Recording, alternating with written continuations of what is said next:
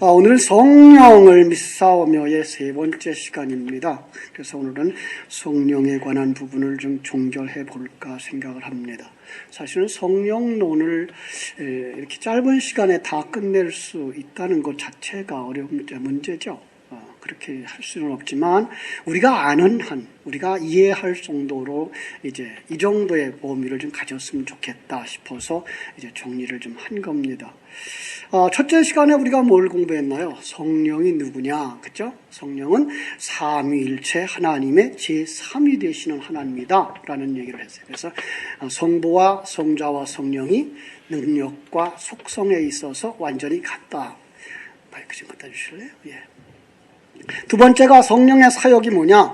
삼위일체 하나님이 그 하나님의 사역과 하나의 방향으로 가는 거다. 그죠? 삼위일체 하나님의 사역은 뭐예요? 하나님의 사람을 만드는 거다 그랬죠. 그죠? 그래서 우리가 그 성령의 역사냐 아니냐를 구분할 때 그 구분의 분기점이 뭐예요? 삼위일체 하나님이 원하시는 그 하나의 방향으로 가는 사역들을 그들이 하고 있느냐? 그러면 그게 성령의 역사고, 그러지 아니하고 그 구원에 관계없이 자기를 비우고 자기 십자가를 지고 가는 그 길에서부터 벗어나서 개인의 어떠한 안위, 개인의 어떠한 평안함을 추구하고 기쁨을 추구하는 쪽으로 간다 그러면 그것은 성령의 역사가 아닌 다른 역사다라는 걸 우리는 알아야 됩니다. 먼저 이걸 한번 정리해 놓고 가야 되죠. 그러지 않으면 안 돼요. 오늘도 제가 구체적으로 성경을 이렇게 정리하려고 그러다가 점점 말씀은 구체적인 내용보다 더 중요한 것, 아웃라인을 잡아줬으면 좋겠다라는 쪽으로 흘러서 오늘도 아마 아웃라인을 잡는 쪽으로 갈 것입니다. 그 성령이 우리 속에 오시면 어떤 일을 한다고요? 죄에 대하여, 의에 대하여, 심판에 대하여 책망하신다 그랬어요. 그렇죠? 많은 사람들이 오해하지 말아야 된다고 지난주에 한 것이 뭐죠? 성령의 역사가 사도행전 1장 54절에 있는 그들의 1장 14절처럼 그들이 뭐예요? 그저 열심히 간구했더니 그들이 성령의 역사가 일어났다라고 아주 오해하는 거죠. 그래서 그들이 합심하여 기도했을 때 성령이 임한 것처럼 원인과 결과로 성경을 보면 잘못 본 거다라고 했습니다. 그렇죠? 오순절을 맞기 전에 많은 사람들이 그렇게 기도했죠. 120명이 합심해서 기도했어요. 그들이 기도했는데 불구하고 오순절 날에 성령이 임한 건 무슨 뜻이었다고요? 사람들의 노력 가지고서 되는 건 아니다라는 걸 가르쳐주는 하나의 징표였다는 걸 얘기를 했고요. 그래서 오순절의 역사는 출애굽기에 있는 역사와 함께 비교하면서 오순절에 동일한 성령이 임하는데 두 가지 사건이 일어나죠. 하나는 죽는 사건들이 일어났고 하나는 살아나는 사건들이 일어나죠. 그죠? 그거를 한 사람 속에서 옛사람의 죽음과 새 사람의 살아남으로 보셔도 좋고요. 또 이제 조금 다른 각도에서 우리가 마땅히 죽어야 할 자들이었는데 불구하고 가운데 예수 그리스도의 십자가의 사역으로 말미암아 이제는 성령이 와도 살아나는 자들이 되었다로 보셔도 됩니다. 성경은 하나의 해석만 있다라는 생각은 여러분들 바꾸셔야 됩니다. 하나의 해석만 있다라는 말은 구원론만 설명하고 있다라고 보셔야 되는 거지, 이 내용은 꼭 이 내용만 설명하는 도구로 써야 된다라는 얘기는 아닙니다. 그래서 우리가 조금 다르게 볼 수 있어요. 그러니까 그것들을 구석구석이 해석이 바르냐 그러냐가 문제가 아니고 전체적인 흐름 속에서 오늘 어떤 것을 우리에게 설교해 주고 있느냐를 보셔야 되는 거죠. 그렇죠?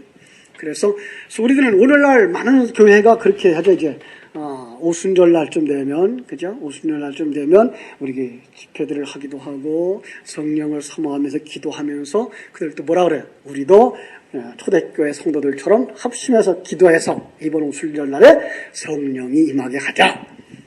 자, 그런데 그렇게 기도했더니 성령이 임했어요? 그건 안 봐요. 그냥 하자. 그래서 모여서 기도했으면 끝이에요. 오늘 그러고 있어요, 우리가 다. 그리고 이제 역사가 일어나지 않으면 이제 하는 말이 있죠. 야고보서 4장 3절. 뭐 했다고요? 구해도 받지 못하면 정욕에 쓰려고 잘못 구했기 때문이다. 이렇게 이제 넘겨버려요. 예, 잘 맞습니다. 그 말이. 정욕에 쓰려고 잘못 구했어요. 뭐를? 성령 충만 자체를 자기 정욕에 쓰려고 잘못 구원했다, 요구했다라고 하는 쪽으로 보시면 맞습니다. 하나님은 자기 백성들을 언제부터 지키신다고요? 창세전에. 이제 정답이 잘 나와요. 창세전은 어떤 세계입니까? 창세전이라고 하는 세계는 우리가 늘 하는 보시는 그림 속에서 역사의 시작과 끝이라고 하는 그 공간적 개념 밖의 세계를 창세전의 세계입니다. 그냥 시간적으로만 요때를 창세전으로 보는 것이 아니고 영의 세계 전체를 창세전으로 보는 겁니다. 그래서 당신이 이때 태어났어도 당신은 언제 창조된 사람이라고요? 창세전에 창조된 사람인 거죠. 이런 부분에서 우리가 창세전이라고 하는 부분을 좀 더 정확하게 이해를 해갈 수 있어야 될 것입니다. 그래서 우리는 창세전에 택함을 받은 자고 창세전에 천국에서 이미 완성된 자고 완성된 자가 영의 세계에서 완성된 자기 백성들을 끊임없이 지키고 보호하시는 거죠. 여러분이 하나님의 백성이라면 여러분을 이 땅에 보내시는 하나님이 보내시는 그 순간부터 여러분의 일생 70년, 80년의 모든 생애를 하나님이 다 지키고 보호하신다는 사실 믿는 믿음이 있게 되기를 주님의 이름으로 축원합니다. 그렇죠? 우리는 이 땅에 태어나요. 하나님의 보내심을 받아서. 그리고 그 사람의 일생 어느 한순간 하늘의 진리가 깨달아지게 되어 있습니다. 이걸 갖다가 이제 많은 통상적으로 하는 말이 성령이 그에게 임했다라고 말하고 있는 것이죠. 그죠? 그리고 그걸 갖다가 성령의 강림이란 말로 씁니다. 그죠? 성령 세례를 받았다라고까지 합니다. 같은 의미입니다. 성령의 강림, 어디에 강림합니까? 이 공간에? 그거 아니고 내 안에. 그죠? 그걸 갖다가 성령의 강림, 성령의 세례, 그리고 성령에 받았다라고 말하는 것이죠. 그죠? 성령의 주관적 역사가 나타나기 시작한 거죠. 내 안에서 어떤 삶이 시작되기 때부터 십자가의 삶이 시작되는 거죠. 이때부터 실제적으로 나는 성도 하나님의 사람으로서의 삶을 살아가기 시작하게 되는 것입니다. 그죠? 여러분, 성령은 한 번만 오십니까? 오시고 또 오십니까? 이 부분이 우리들 저희들 신학교 다닐 때 그 신학교에서 이슈였어요. 전통적인 우리 교수님들은 뭐라고 했는가 하면 성령은 한 번 오신다. 삼위일체 하나님이신 그 하나님이 오시면 한 번 왔지. 왔는데 또 어떻게 또 오냐? 그랬고, 그때 이제 연세 드셔서 이제 성령 체험을 하신 차영배 교수님은 아니다, 내가 보니까 오시고 또 오시더라. 오시고 또 오시더라. 그래서 그가 이제 굉장히 흥분하셨더랬는데, 이 성령을 어떤 신비한 기운으로만 여기면 이런 오해를 할 수밖에 없어요. 근데 성령을 우리는 잘 알고 있죠. 요한복음 6장 63절로 정의를 해서 성령이 곧 진리의 말씀이고, 진리의 말씀이고 진리의 영이셔서 한 번 진리가 깨달아지는 걸 성령의 강림으로 성령이 오셨다라고 말씀하고, 그걸 또 깨달아지고 또 깨달아지는 것들을 갖다가 뭐예요? 오시고 또 오시고 또 오신다라고 설명할 수 있는 거죠. 두 가지가 한꺼번에 해결될 수 있는 아주 놀라운 사건인 것을 알 수가 있습니다. 그렇죠? 그런데 이 진리가 무엇입니까? 진리가 오시고 또 오시는데 이 진리는 무엇일까요? 여러 가지로 설명할 수 있겠습니다만 이 진리는 예수 그리스도의 진리입니다. 근데 예수 그리스도의 삶은 어떤 삶이었습니까? 승리의 삶이었습니다. 자, 예수를 이겼다고 말씀하죠? 그죠? 요한복음 16장 33절에서 내가 세상을 이겼노라. 그런데 어디서 이겼어요? 어떻게 이겼어요? 여기가 이제 우리가 해석하기 어려운 부분들입니다. 세상의 눈으로 보면 십자가에서 돌아가신 그건 이긴 겁니까? 진 겁니까? 진 거죠. 그런데 성경은 그걸 이겼다라고 말하고 있고, 요한계시록에 계속해서 이기는 자에게는 이런 상급을 준다, 이런 상급을 준다 그랬습니다. 그럼 이기는 자는 여기를 이걸로 가야 되는 겁니다. 네. 그런데 우리는 그동안 너무나 많이 문자적인 것을 그대로 세상적인 가치관을 가지고 해석해서 이겨야 된다고 생각을 했습니다. 그럼 세상 사람들이 가지고 있는 이기는 개념은 뭡니까? 다른 사람을 짓밟고 그들 위에 서는 게 이기는 겁니다. 예수님 그렇게 했습니까? 아니에요. 이것들이 이제 우리가 잘 이해하지 못하는 부분입니다. 우리는 그동안 얼마나 많이 오해하고 살아왔는지도 모릅니다. 그래서 선교사님들이 선교 사역을 마치고 대부분의 선교 사역을 마치고 돌아오는 선교사님들은 폐잔병입니다. 특별히 정말 오지에서 선교하고 돌아오시는 분들은 대부분이 다 폐잔병들입니다. 온갖 질병 다 생겼고 만들어 놓은 거 하나도 없고 돌아올 땐 이제 비행기 제일 뒷좌석에 앉았다가 제일 초라한 모습으로 토덜토덜 내리는 그런 모습이죠. 그런 것들을 갖다가 실패라고 말하는데 사실 정말 실패죠. 왜? 그게 승리인 것을 모르고 있는 그게 실패거든요. 주의 종들은 이 세상에서 높은 자리에 올라가고 사람들의 대접을 받는 것이 승리가 아니거든요. 근데 오늘날 많은 사람들이 그걸 승리라고 생각하고 있고 그것이 목회의 성공이라고 생각하고 있어서 목사님들을 망쳐놨죠. 그죠? 똑같은 비유입니다. 그죠? 선교사가 자기가 잘 그 일을 했음에도 불구하고 그걸 성공인지 모르는 거나 큰 교회 목사님들이 여유있게 넉넉하게 살아가는 그분들이 과분한 대접을 받으면서 그게 자기가 승리한 모습이라고 그 생각하고 있는 그것, 그 자체가 실패입니다.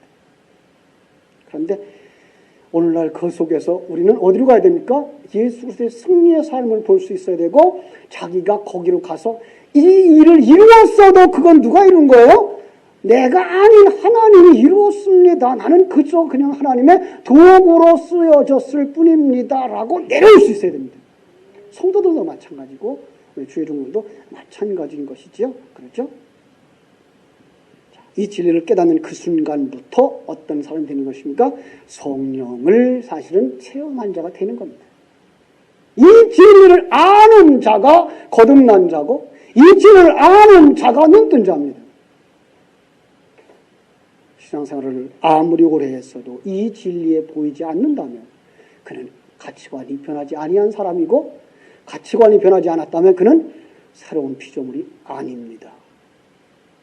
그렇습니다. 바울은 성령 체험을 이렇게 고백합니다. 사도행전 9장 4절에 체험하고 사도행전 22장 7절에서 26장 14절에서 고백하는데 빛이 둘러 비추고 하늘에서 소리가 들려 사울아 사울아 네가 어찌하여 나를 핍박하느냐. 그리고 사도행전 9장 3절로 4절 보면 그때 그를 발견하죠.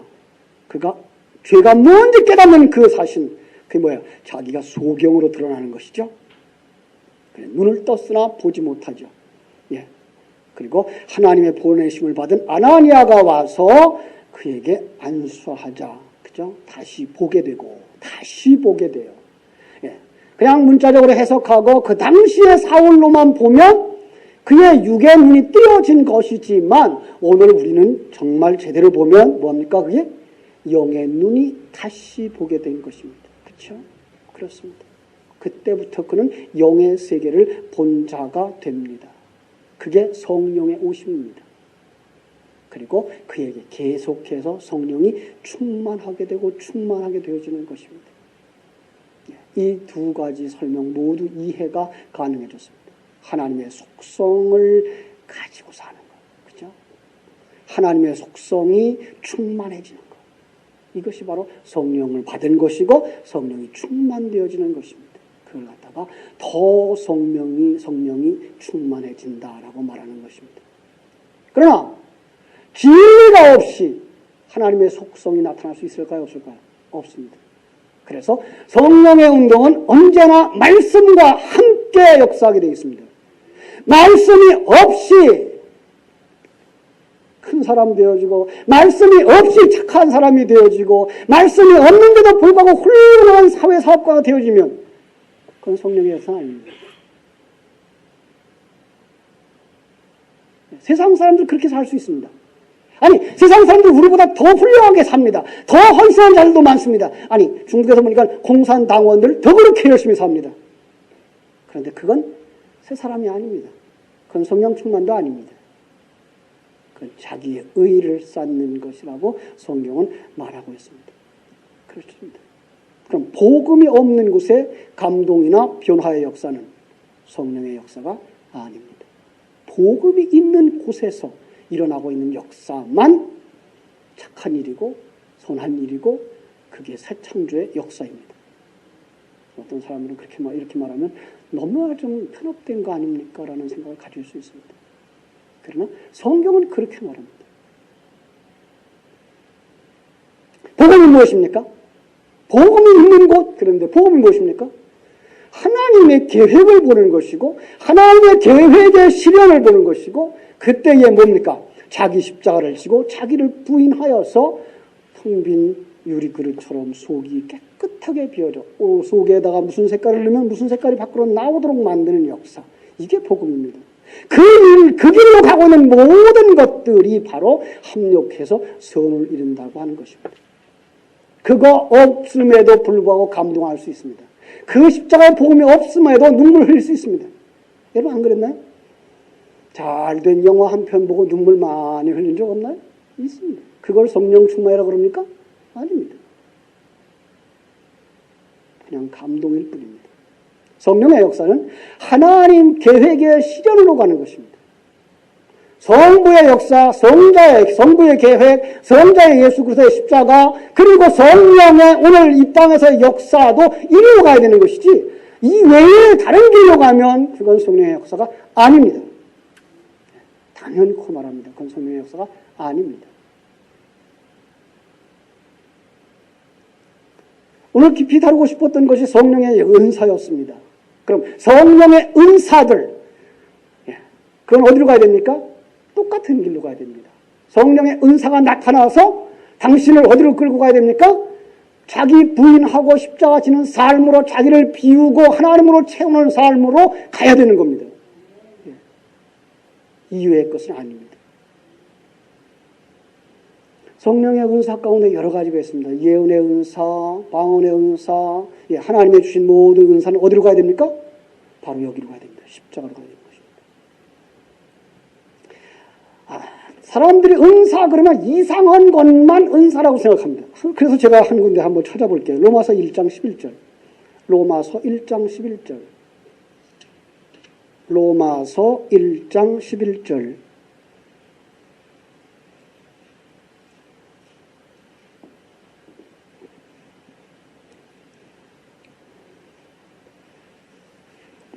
찾았으면 같이 읽습니다. 내가 너희 보기를 간절히 원하는 것은 어떤 신령한 은사를 너희에게 나눠주어 너희를 견고하게 하려 함이니. 여기서 신령한 은사, 이게 하나님의 은사입니다.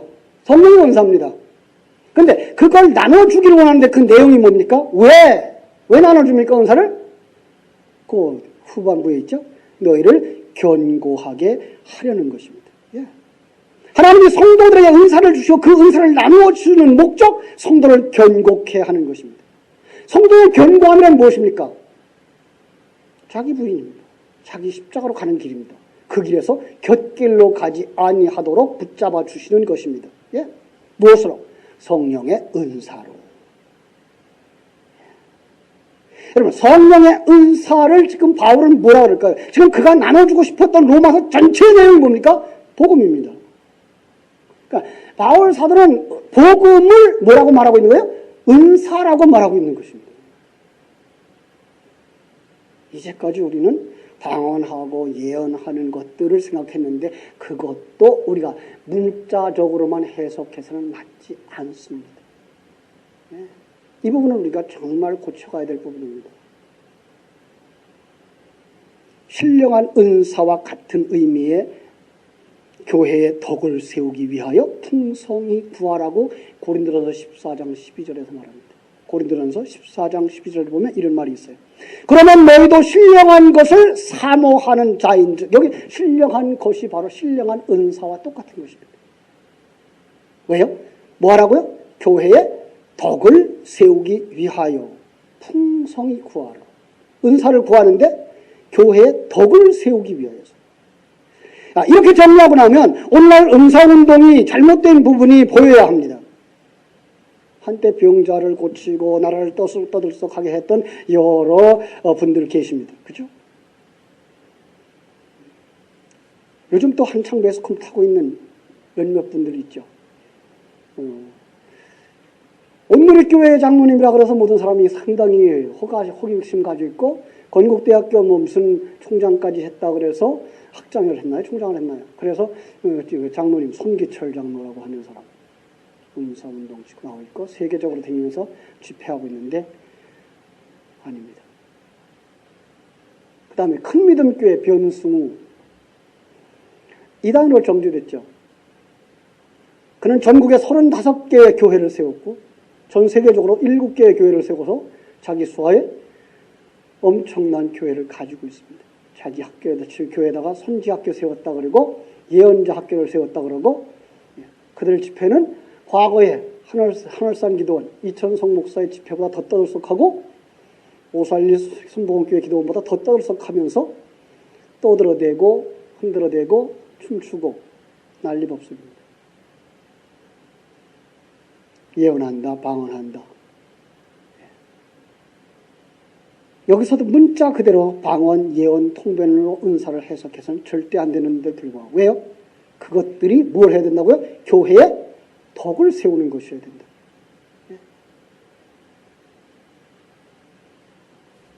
요엘서 한번 볼까요?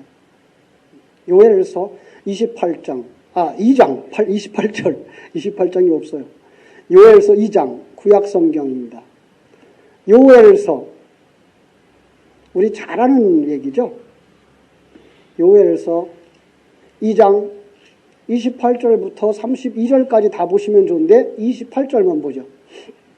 그 후에 내가 내 영을 만민에게 부어주리니 너희 자녀들이 장래일을 말할 것이며 너희 늙은 이는 꿈을 꾸며 너희 젊은 이는 이상을 볼 것이며. 이 얘기를 해석 잘 못하면 뭐 한다고요? 자녀들이 뭐 한다고요? 장래일을 말하는 거. 장래일을 말하는 게 뭡니까? 예언이죠. 그죠? 그래서 여러분 성령 은혜 받고 나니까 우리 아들, 딸들이 다 예언하던가요? 참 우리가 그렇게 그냥 알고 있어요. 여러분, 장래일을 말할 것이며, 장래일은 언제입니까? 내년입니까? 한 달 후입니까? 아니에요. 천국이에요. 예. 그러니까 자녀된 자들이 천국의 일을 이야기하게 되는 거예요. 어떻게 된 거예요, 그러면? 진리로 낳은 자들이에요, 그들이. 진리로 낳은 자들이기 때문에 그들이 자녀예요. 아들이에요. 그들이 뭘 가지고 있어요? 천국의 진리를 가지고 있어요. 그래서 그 천국의 진리를 말하는 거예요. 그게 예언이에요. 늙은이는 꿈을 꾼다고요. 이거 오해하기 때문에 이상한 개꿈 꾸고서 장로님 찾아오고 목사님 찾아와가지고서는 그 꿈 해석해달라고. 아니요. 그건 너무 생각을 많이 하셔서 그런 일들이 일어난 거예요. 그리고 사람 속에는 예지 능력이 있습니다. 이게 목사님이나 장로님만은 아니고 무당만 있는 게 아니고 모든 사람들에게 예지 능력이 있습니다. 그 심리학을 공부하신 분들은 그런 얘기를 하더라고요. 그 예지 능력 가운데 제일 정확한 예지의 능력이 태몽꿈이래요. 태몽꿈은 잘 해석하면 그 아이의 30년 후, 50년 후의 세계를 내다본대요. 그게 하나님이 주신 예지 능력이에요. 여기서 꿈이라고 하는 게 뭐예요? 응? 어떤 꿈이에요? 성령 받기 전에는 꿈이 없었던 사람들입니다. 이 꿈은 뭡니까? 미래에 대한 소망이 없었던 사람들이라는 얘기죠. 왜? 이제 죽으니까 이거 내일이 어떻게 될지 몰라. 허황된 거죠. 그런데 그들이 뭐가 생겼어요? 천국에 대한 확실한 것이 생겼어요. 이게 꿈이 된 거죠. 그래서 연세 드신 분들도 이제 죽음을 감격하며 감사하며 맞이할 수 있게 됐다라는 하는 얘기를 하고 있는 겁니다. 성령 받고 나면 어떤 꿈이 생깁니까? 천국에 대한 꿈이 생기는 겁니다. 영생하는 꿈이 생기는 겁니다. 젊은이들은 이상을 본다고요. 성경은 그러죠. 젊은이들이 뭐가 없다고요? 이상이 없다고요. 그리고 비전이 없는 민족은 망한다고요. 그렇죠? 이 땅에 이상이 무너졌습니다. 그런데 이제 그들이 성령 받고 나니까 뭐가 생겼어요? 영원한 세계에 대한 꿈이고 이상이 생긴 겁니다. 예? 그들이 절대 무너지지 아니하는 꿈. 이게 이상인 거죠. 진정한 이상인 것입니다. 예언을 해결됐습니다. 예언이라는 문제. 예언의 은사 해결됐습니다. 꿈 다 해몽됐습니다. 그죠? 고린도서 12장 4절로 11절까지 다양한 은사가 알려지고 있는데 정리해서 그걸 갖다가 성령의 은사라고 말합니다. 여러분, 성령의 은사는 누구가 주동자입니까? 성령이십니다. 성령이 각 사람의 필요에 따라 나눠준 겁니다. 다양한 은사. 시간이 없어서 하나하나 해석하지 않겠습니다. 그러나 기억하실 것, 하나님이 주신 것입니다. 여러분, 구해서 받은 것 아닙니다. 은사는 구해서 받으면 그 선물이 아닙니다. 근데 우린 지금 성령 운동한다는 사람들은 뭐합니까? 내가 구하면 받는다고 생각하는 겁니다. 아닙니다. 그래서 방언도 뭐 하면 된다고요? 연습하면 된다고. 여러분, 그거 아닙니다. 연습해서 하는 방언은 자기 최면입니다.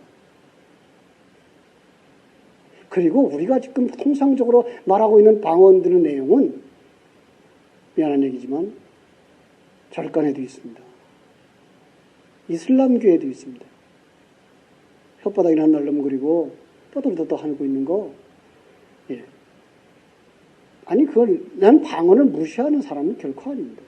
예, 방언이 있습니다. 오늘 본문을 읽은 내용이 그 방언에 대한 이야기입니다. 왜 본문을 읽었을까요? 방언은 본래 언어는 하나였습니다. 그죠? 그런데 흩어져서 각 곳의 언어가 되어버린 게 방언이죠. 그렇습니다. 그럼 그때의 범죄함으로 말미암아서 방언이 흩어졌고 그것 때문에 사람들이 각각 흩어졌는데 이제 누구의 의뢰로 말미암아서 문제가 해결되고 죄가 해결되어지고 나니까 언어가 통일되어라를 보여준 게 사도행전 2장에 나오는 베드로 한 사람이 설교할 때 15개 이상의 나라 사람들이 다 자기 나라 언어로 들은 겁니다. 이게 진짜 방언입니다. 그럼 이건 또 역시 사도행전에서 우리가 신앙인들이 완성될 언어 하나를 보여준 그림입니다. 또 하나의 그런 그림이 있죠. 어떤 그림인가요?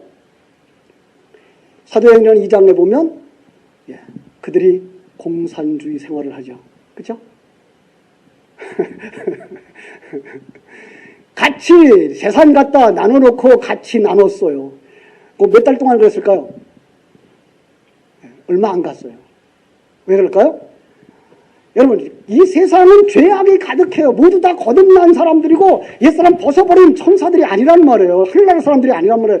왜 공산주의가 실패했습니까? 그들의 이론이 얼마나 멋있습니까? 똑같이 일하고 똑같이 나눠 먹자. 멋있잖아요. 그런데 왜 안 됐죠? 죄인이라고 하는 사실은 이걸 정말 깨닫지 못한 겁니다. 안 됩니다. 이 땅에서는 그러한 세계가 이루어지지 않습니다. 그래서 사도행전 2장에 잠깐 나오고 그 후에는 없습니다.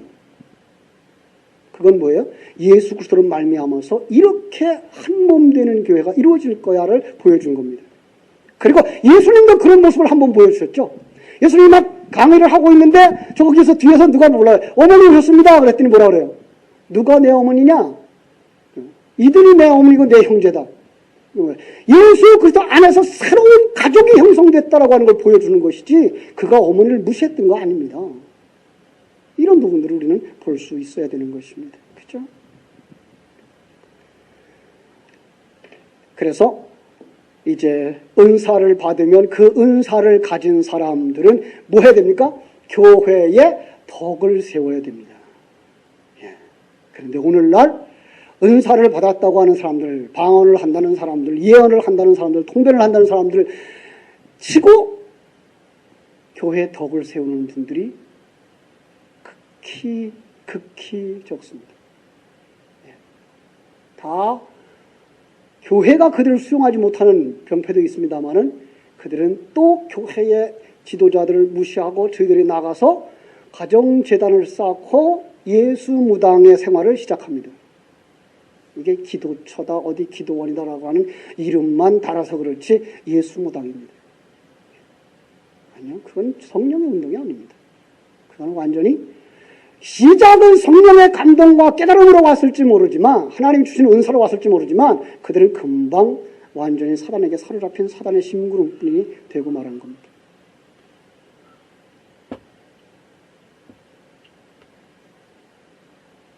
성령 받은 사람들의 사귐은 교제는 아름답습니다. 예.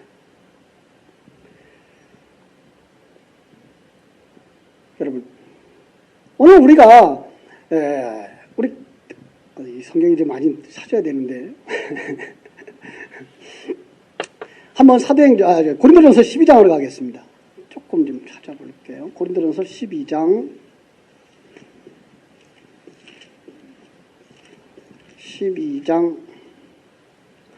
12절부터 28절부터 보죠. 28절부터 30절. 자, 하나님이 교회 중에 몇을 세우셨으니 첫째는 사도요, 둘째는 선지자요, 셋째는 교사요, 다 그 다음은 능력을 행하는 자요, 그 다음은 병 고치는 은사. 그죠? 서로 돕는 것과 다스리는 것과 각종 방언을 말하는 것이라. 다 사도겠느냐, 다 선지자겠느냐, 다 교사겠느냐, 다 능력을 행하는 자겠느냐, 다 병 고치는 은사를 가진 자겠느냐, 다 방언을 말하는 자겠느냐, 다 통역하는 자들이겠느냐. 너희는 더욱 큰 은사를 사모하라. 내가 또한 가장 좋은 길을 너희에게 보리라. 사도, 선지자, 교사, 능력 행하는 자, 병 고치는 자, 서로 돕는 자, 각종 말하는 자. 조금씩 역할은 다르지만 하나의 개념입니다. 병렬로 보시면 됩니다. 모든 은사자들이라고 보시면 됩니다. 예. 거기에 우열도 없고요. 그죠? 거기에 정말 아름다운 것만 있습니다. 그래서 14장에서 고린도전서 14장 39절 40절 봅니다. 14장 39절 40절. 그런즉 내 형제들아 예언하기를 사모하며 방언 말하기를 금하지 말라. 모든 것은 품이 있게 하고 질서 있게 하라. 그렇죠? 이것이 믿음과 소망과 사랑의 은사입니다. 여러분, 믿음과 소망과 사랑, 13장에서는 누구만 제일이다? 사랑이 제일이다. 왜 그랬을까요? 믿음은 언제까지만 소용됩니까? 천국에 들어갈 때까지만입니다. 천국에 들어가는 걸 소망했던 사람들이 천국에 들어가면 더 이상 소망할 것이 있습니까? 없습니까? 없습니다. 예. 그럼 뭐만 남습니까? 사랑만 남습니다. 그 사랑은 어떤 사랑입니까? 남녀지간의 사랑? 아니고 어떤 사랑? 하나님을 아는 것입니다. 예. 그것만 영원한 것입니다. 그래서 그 아는 것이 영생이라고 요한복음 17장 3절은 말하고 있고 영원토록 하나님을 알아갑니다. 왜요? 그분은 너무너무 크신 분이기 때문에 우리가 한순간에 다 알 수도 없는 것입니다. 그렇죠? 그래서 13장 8절 고린도전서입니다. 뭐라고 말하고 있는가 하면 사랑은 언제까지나 떨어지지 아니하되 예언도 패하고 방언도 그치고 지식도 패하리라. 그렇습니다. 세상 사람과 사람의 사랑 얘기가 아닌 하나님의 사랑, 그 사랑 알고 전하는 진리와 사랑, 그것을 영원히 변하지 않는 것. 예언도 필요 없습니다. 예언이 뭐였다고요? 장래일을 말하는 거. 괜히 내일은 동쪽으로 가라. 그때 가면 귀인을 만날 것이다. 이건 무당이 하는 겁니다.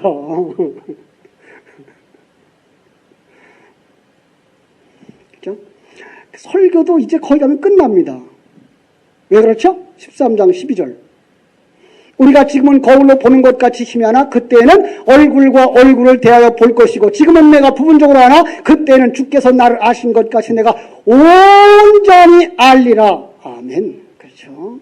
천국에 확 들어가 버리면 그 이상 예언도 필요하지 아니하고 그 이상의 어떤 것도 필요하지 않아요. 왜? 그걸 맛보았거든. 맛고 먹고 살거든. 여러분 두리안이라는 과일을 아십니까?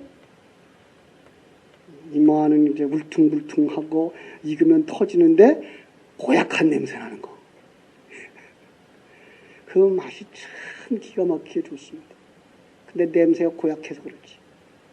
그런 냄새 나지 말라고 냉동실에다 살짝 얼렸다 먹습니다. 맛을 설명해 드려야 되죠. 그죠? 그래도 이 맛이 안 와요. 그런데 여러분이 그걸 딱 입에 넣고 맛을 먹는 순간부터는 더 이상 설명이 필요할까요? 필요하지 않을까요? 필요하지 않습니다. 우리는 천국에 들어가면 더 이상 설명이 필요 없습니다. 왜? 이제는 그것이 다 내 것이기 때문에 그렇습니다.